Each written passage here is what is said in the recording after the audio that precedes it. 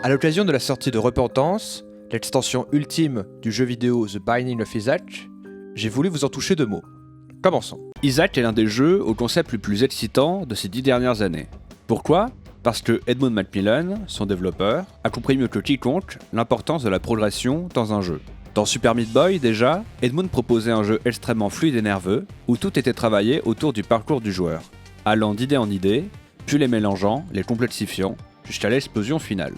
Dans The Binding of Isaac, Edmund se concentre là encore sur l'idée de progression, mais invite cette fois le joueur à se confronter à une force différente, celle de l'aléatoire. Dans Isaac, le but est de devenir assez fort pour battre le jeu. Sauf que dans Isaac, les paramètres les plus importants sont aléatoires. Des niveaux que vous allez traverser, aux objets que vous allez récupérer.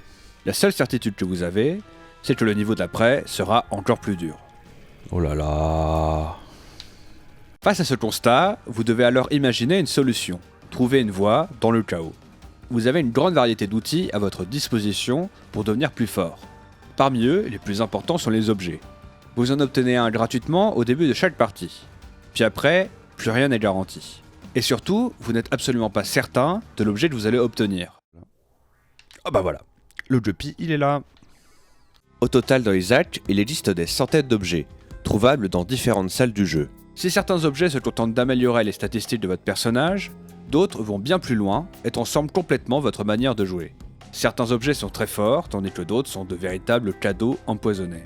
Votre but dans Isaac, c'est de faire en sorte de créer votre chance, en améliorant constamment votre compréhension du jeu. Je crois que ça marche bien ça. Je crois que ça combote assez bien. En somme, exploitez au maximum tout ce que vous avez, et tout ce que vous pourriez avoir. Hive Mind, on se prépare au Guppy qui arrive. Hein. La force d'Isaac, c'est finalement de permettre au joueur de découvrir par lui-même une infinité de façons de gagner, et de perdre. Grâce aux infinies combinaisons entre les objets, les consommables, les babioles, les salles, etc. Ah oui, Brimstone de couteau, c'est vrai.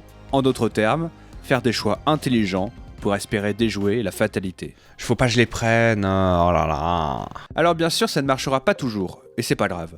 Mourir dans Isaac n'est pas très punitif. Les parties sont relativement courtes et facilement recommençables.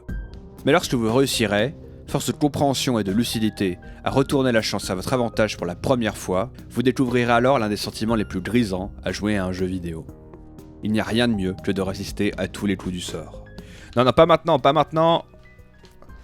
Tue-le s'il te plaît. Ensuite le reste, ça ira mieux. Voilà, c'est bon. Isaac est un jeu au challenge toujours plus relevé, élevant constamment le niveau à mesure que vous progressez, mais vous offrant à chaque fois de nouvelles possibilités de le battre, renouvelant ainsi le plaisir de jouer. Dans Isaac, tout tourne autour du jeu. Toutes les cinématiques peuvent être passées. Les contrôles sont simples et soignés.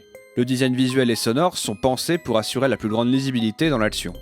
À bien des égards, Isaac fait preuve d'un souci du détail dans le confort du joueur, digne des meilleurs titres. Et ça nous oblige à nous dire, en tant que joueur, que quand on perd, ça ne peut être que de notre faute. Mais c'est parce que le clavier il colle. Bien qu'il soit un jeu vidéo en apparence très basique, Isaac se révèle l'un des titres les plus riches de ces dernières années, parce qu'il demande une implication bien plus grande que la moyenne des jeux actuels, mais qu'il récompense le joueur qui voudra bien y investir son temps, avec l'une des choses qui se monnaie le plus difficilement dans un jeu vidéo. Une véritable satisfaction. Ah là là, c'est incroyable.